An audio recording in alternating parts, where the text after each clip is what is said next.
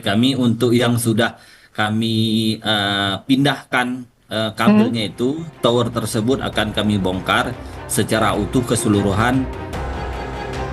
Kemunculan lubang raksasa menjadi sorotan di pertengahan Januari 2026. Awalnya, jarak lubang raksasa hanya sekitar 3 meter dari badan jalan. Hanya dalam 2 pekan, lubang raksasa itu meluas dan memakan badan jalan hingga tidak dapat dilalui kendaraan. Lubang raksasa ini memiliki kedalaman bervariasi. Di beberapa titik, kedalaman mencapai 100 meter. Sedangkan data per Januari 2026, luas area yang terdampak mencapai 27.000 meter persegi. Sejumlah antisipasi sudah dilakukan pemerintah daerah, mulai dari menutup akses jalan yang melalui lubang raksasa hingga merelokasi warga. Tim Liputan, Kompas TV.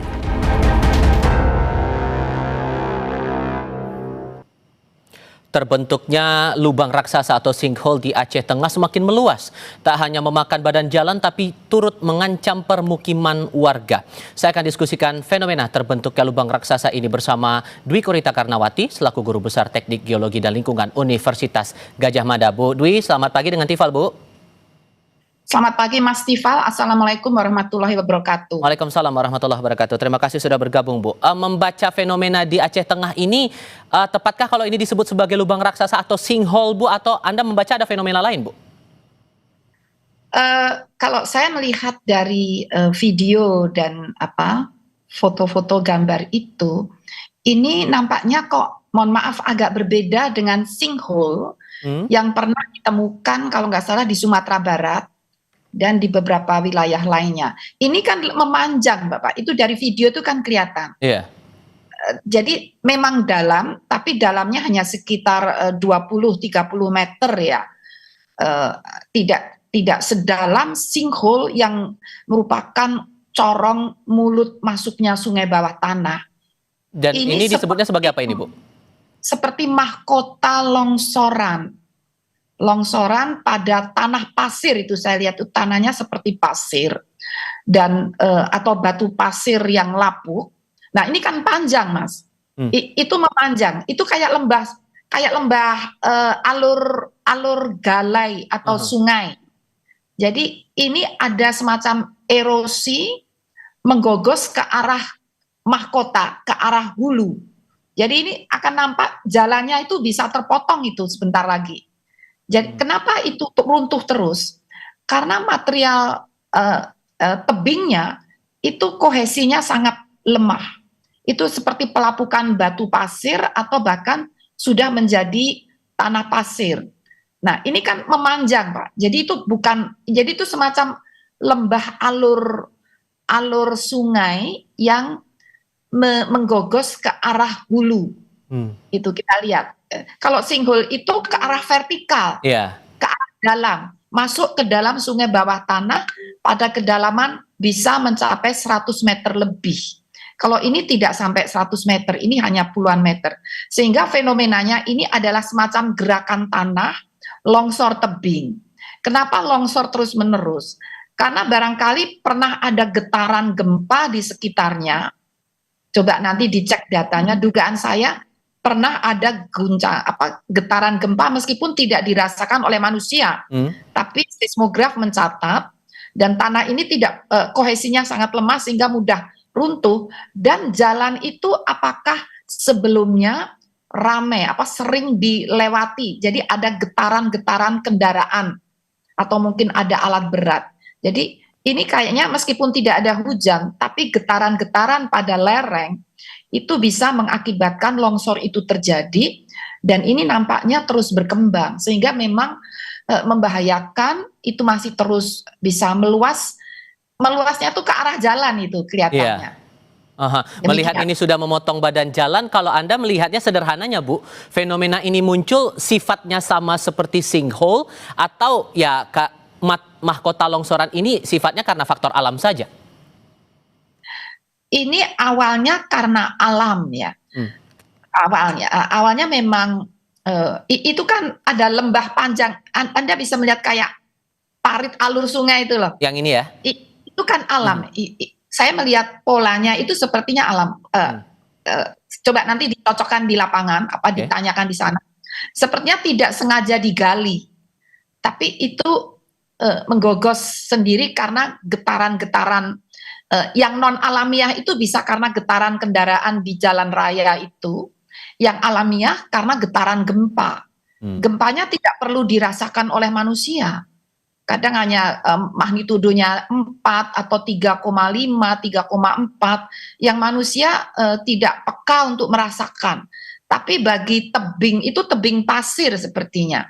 Tebing pasir itu mudah runtuh. Ini kayak lembah sungai, Bapak, Mas Tifal. Ini seperti lembah alur sungai ini. Dan ini bisa meluas tidak hanya ke arah hulu, ke pinggir-pinggir itu juga bisa. Ke hulu itu ke arah atas, ke arah jalan itu hulu ya. Oke, sorry saya potong Bu. Kalau melihat fenomena ini biasanya muncul di daerah yang tipikal seperti apa dan terbilang cukup sering nggak sih fenomena semacam ini terjadi di beberapa daerah? Mohon maaf. Kalau sering rasanya tidak ya.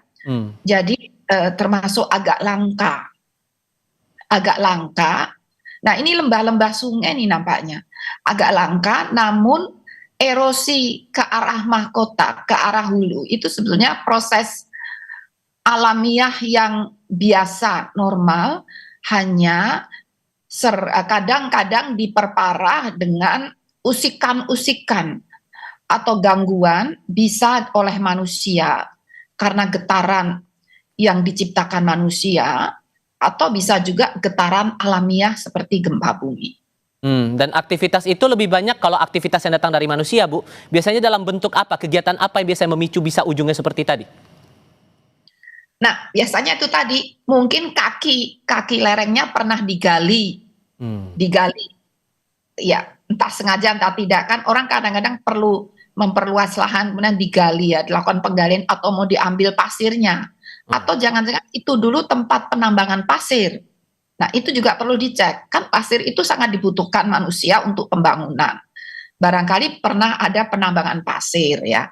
Nah, itu berarti manusia berpengaruh. Atau secara alamiah pun bisa terjadi. Hanya kalau alamiah, itu kecepatannya tidak tinggi. Nah, kecepatan itu menjadi cepat runtuh, itu biasanya awalnya dipicu oleh manusia. Jadi alam itu dipicu sekali saja oleh manusia. Dia akan efeknya itu berlanjut dan sulit direm. Padahal memicunya hanya sekali menggali. Tapi sekali runtuh, ini jalan terus runtuh. Juga tergantung jenis tanahnya. Oke. Jadi ada beberapa faktor memang. Dan ini kadar bahayanya menurut Anda antara sinkhole dan mahkota longsor ini sama bahayanya atau ada salah satu di antara itu yang lebih berbahaya menurut Anda, Bu? Kalau bahayanya sama, tapi mekanisme terjadinya bahaya berbeda. Kalau sinkhole itu kan kayak corong pintu masuk menuju alur sungai yang di bawah tanah. Jadi itu vertikal. Lurus ke bawah gitu ya, Bu? Ya, bahayanya apa? Kalau pintu itu tertimbun sedimen, tertutup, lalu di atasnya dibangun rumah untuk hunian manusia, kan nggak tahu. Tiba-tiba bisa ambrol, masuk ke bawah, kan juga bahaya. Nah, kalau ini bahayanya beda lagi, ini lebih kasat mata. Kalau sinkhole itu bahayanya kadang-kadang orang tidak tahu.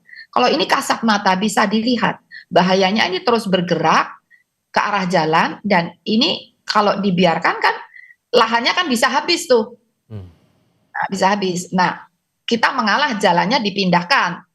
Karena kalau itu diperkuat sebetulnya bisa ya secara rekayasa, serahkan kepada ahli geoteknik. Mereka punya ilmu, punya rekayasa untuk mengendalikan. Persoalannya apakah teknologi untuk mengendalikan itu lebih murah dibandingkan jalan itu dipindah. Biayanya mana yang lebih besar? Karena kalau itu dikendalikan tidak menjamin akan terus berhenti. Mungkin berhenti selama beberapa tahun, lalu jalan lagi, bisa saja. Sehingga perlu diteliti, dikaji oleh ahli geoteknik. Itu di Aceh ada Universitas Syah Kuala. Saya yakin banyak ahli teknik sipil, ahli geoteknik, ahli kebumian yang bisa mengkaji hal tersebut atau bekerja sama dengan dinas PU ya, yang mengurusi tentang jalan itu ya. Penanggulangannya menurut Anda apakah sifatnya sama, Bu, seperti penanganan sinkhole untuk memastikan areanya tidak semakin meluas lagi? Agak berbeda ya, karena mekanisme kejadiannya berbeda sekali. Kalau sinkhole itu benar-benar total alamiah ya. Itu karena akibat pelarutan batu gamping ya pada bentang alam kars. Larut ya. Jadi gamping itu kan kalau kena air hujan itu bereaksi dan bisa larut. Dan itu prosesnya udah terjadi ratusan ribuan bahkan bisa berpuluh-puluh tahun ya, ratusan ribuan tahun. Kalau ini kejadiannya hanya dalam jangka kehidupan manusia, tidak perlu ratusan tahun untuk menjadikan seperti ini. Begitu. Sehingga kalau kondisinya seperti ini, Bu, saya bisa katakan bahwa ini potensinya akan meluas kalau itu tidak ditangani segera, begitu ya, Bu ya? Betul, akan meluas. Namun sebaiknya sebelum ditangani dipastikan dulu, diteliti dulu. Jadi begini, ahli geoteknik udah tahu apa yang dia harus lakukan. Itu kekuatan kestabilan lerengnya dengan kondisi tanahnya seperti itu diuji di lapangan, diuji di lab, apakah bisa diperkuat atau diperkuat. Ada banyak metode untuk memperkuat tebing lereng itu. Nah, agar tidak meluas dan biaya untuk memperkuat agar tidak meluas ini perlu dibandingkan dengan biaya kalau memindahkan jalan itu. Jadi biasanya engineer kan bekerjanya begitu, membandingkan untuk mencegah apakah lebih murah daripada memindahkan. Oke, gitu ya. Kalau untuk membandingkannya atau jarak aman ke permukiman, Bu, ini kira-kira ada nggak jarak aman yang rasanya bisa membuat warga tetap tidak khawatir begitu kalau kemudian sinkhole ini meluas? Kira-kira jarak amannya berapa jauh, Bu, dari titik mahkota longsoran itu? Wah, itu permukimannya ada di mana itu? Kurang lebih 1 kilometer gitu ya. Itu kayaknya masih cukup jauh ya. Itu sawah yang kemakan.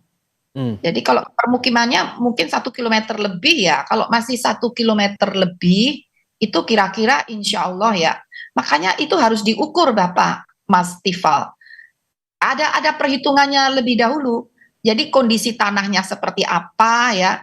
Nanti bisa dihitung kecepatan berkembangnya seberapa cepat, lalu bisa ditentukan berapa jarak amannya. Jadi saya menjawabnya juga tergantung hasil pengukuran analisisnya lagi ya, Bu? Itu. Iya, demikian.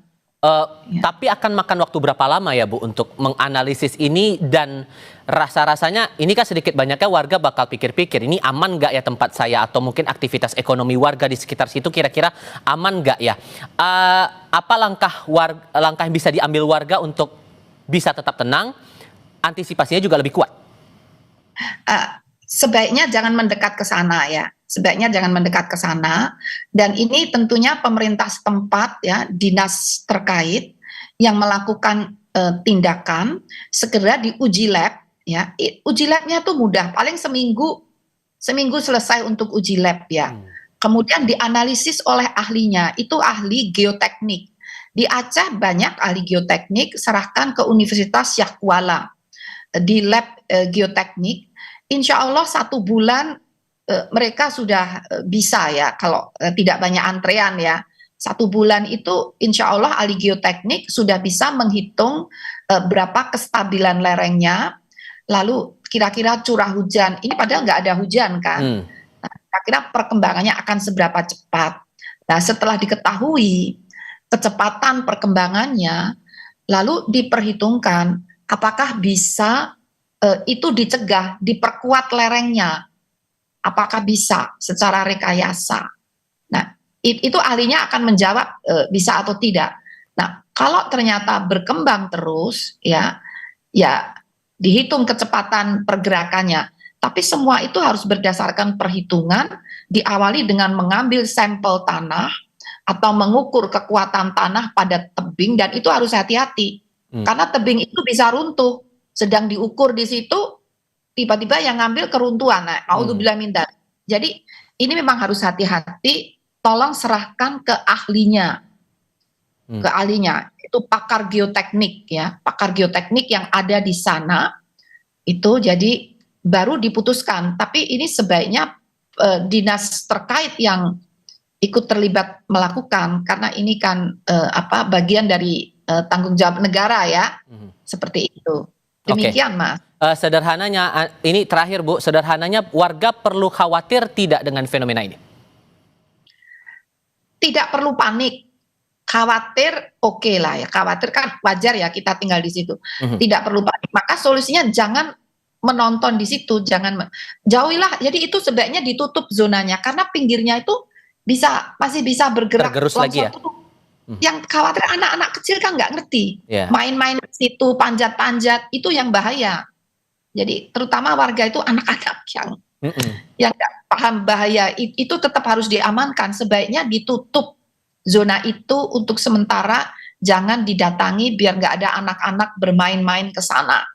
Demikian. Antisipasi harus, tapi panik jangan, karena harus ada penanganan serius. Itu dia. Ya. Apapun fenomenanya, tetap percayakan pada yang ahli dan menunggu apa kepastian terkait dengan fenomena ini. Bu Dwi, terima kasih banyak sudah berbagi perspektif bersama kami. Selamat pagi ya Bu. Assalamualaikum.